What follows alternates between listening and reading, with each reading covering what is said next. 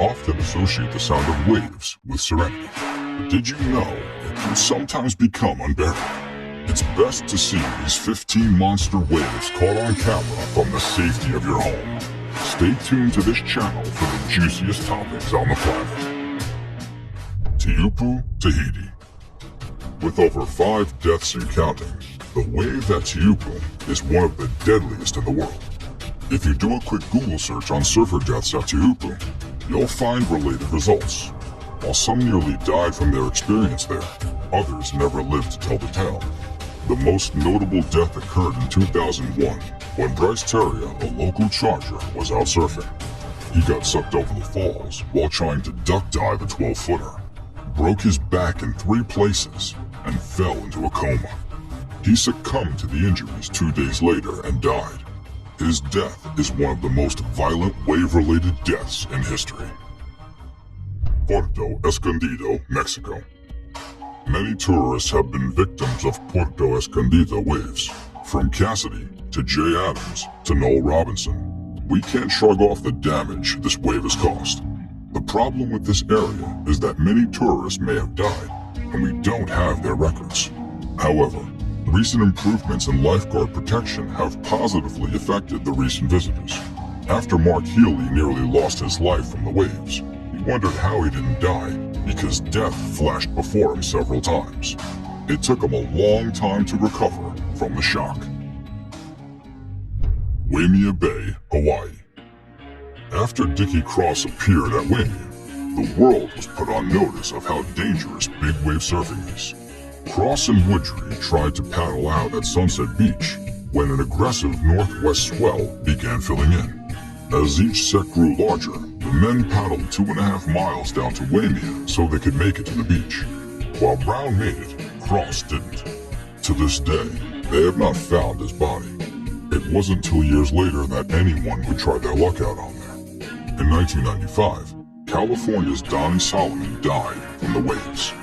The most recent death occurred in 2015 when the victim disappeared. His body was eventually found days later.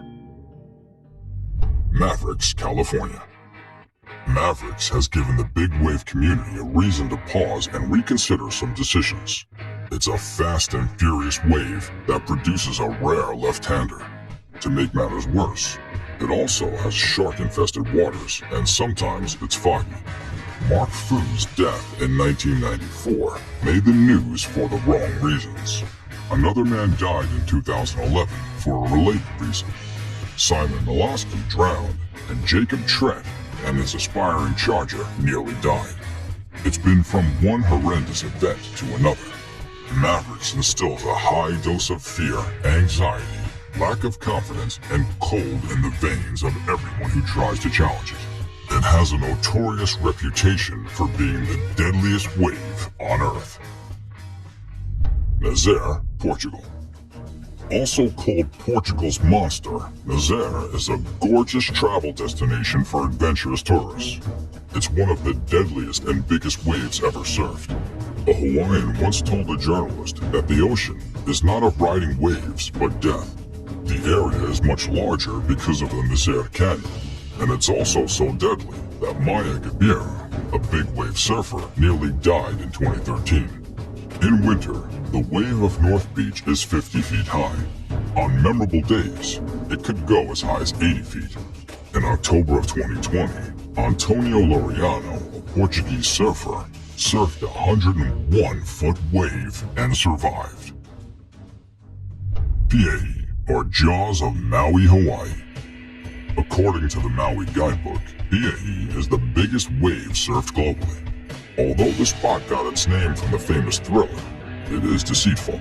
Waves can sometimes be as high as 70 feet because the winter storm swells travel over a barrier reef.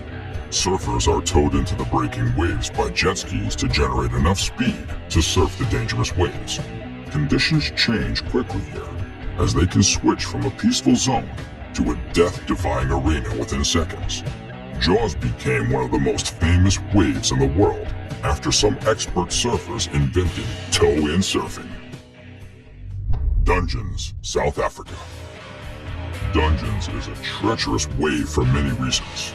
One reason you could be mindful of it is that its shark-infested beach is known for long hold-downs, icy waters, and enormous underwater boulders. It's because of these scary features that this spot got its name. Located off Cape Town's Hoot Bay, it's hosted many big wave competitions, like the Red Bull Big Wave Africa, which is open to only 24 contestants. Events like this aren't for amateur surfers, as they can't paddle out but be towed into the area by jet skis. Visitors who would love to watch the adventure from the top of the rock should go with a local trusted tour guide. Shipstern, Tasmania, Australia. Shipstern in Tasmania National Park is named after the terrific 250-foot wedge-shaped granite cliff. It's also only accessible by boat or a long and tiring trek to the park. Surfers can encounter 20-foot waves when they visit, as they're towed by a jet ski and thrown directly into the wave's path. Before Shipstern was surfed, locals believed it was a myth. Few had the guts to experience the waves firsthand. Another factor that discouraged them was that visitors needed to drive through Port Arthur to get to the trail. Cyclops, Australia. The Cyclops Wave is just off the Esperance coast in Western Australia. It's also one of those locations accessed only by boat. It has the thickest and heaviest lips in the world. The depth changes so quickly, you can't imagine.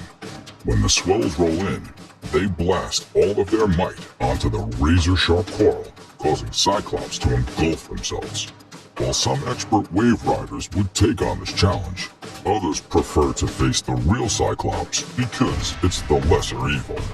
Kobe Aberton is the first to prove that Australia's Cyclops is not meant for human consumption. He tried it himself and came out with that shocking revelation. Cloudbreak, Fiji. Cloudbreak is known as Thundercloud Reef. It's also located off the coast of Fiji, about 3 miles straight south of Namatu Island. It's a world-class facility that's devoted to one of the most challenging waves in the world. The waves are incredibly fast and hit the reef from different angles. You need a jet ski and a towboard to get into its location. Surfers would never forget May 28, 2018, because it was the day the world's biggest waves rolled through Cloudbreak, Fiji. It was nicknamed Black Mamba, and you can guess why. The Right, Western Australia. The Right in Western Australia is one of the world's most unpredictable and dangerous waves. Brian, a famous surfer, nearly died in 2012 while riding it. He conquered it in an escape with his life intact. The waves reach 60 feet. To put this in perspective, it's 5 stories tall. To top it off, it's located in the middle of nowhere, several miles out to sea. There are great white sharks everywhere. Because of the dangers that lie here, the area hasn't been surfed in the last decade. During the period it was explored, it provided some of the most horrific surfing experiences in history. Cave Ericeira, Portugal. A shallow reef, hot-tempered locals, and urchins are some of the features of a dangerous wave. The cave has all these features. Little wonder it's described as Europe's heaviest wave. There are countless clips to prove this could be the worst place to visit. To give a sneak peek of the events that happen here, a professional surfer named Nick and his friend took a trip to the cave for an experiment. Nick had up to 4 wetsuits to give him some extra padding in case he hits the bottom. Going the extra mile to protect himself didn't guarantee his safety. His friend had broken his back while surfing at this location. This wave was discovered by bodybuilders and has proven to be a challenge even for the experts.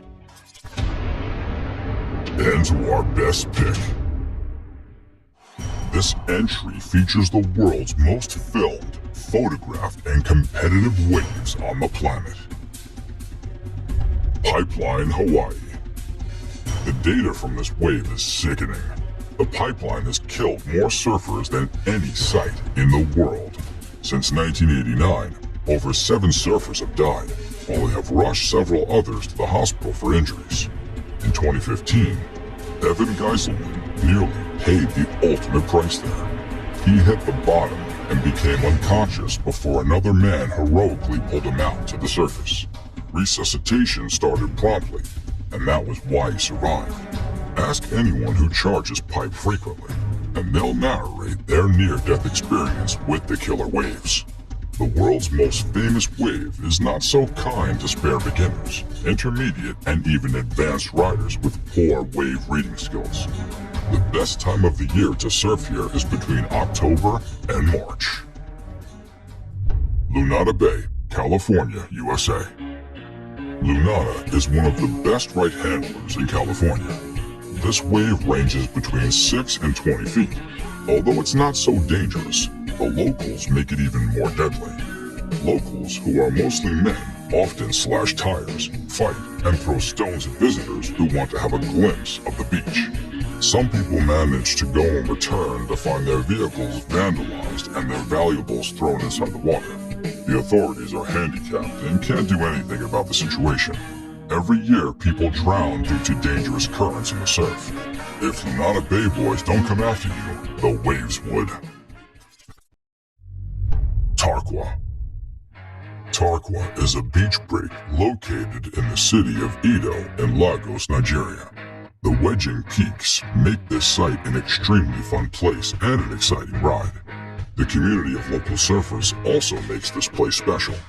Visitors from across the country and continent gather to celebrate their support and passion for surfing.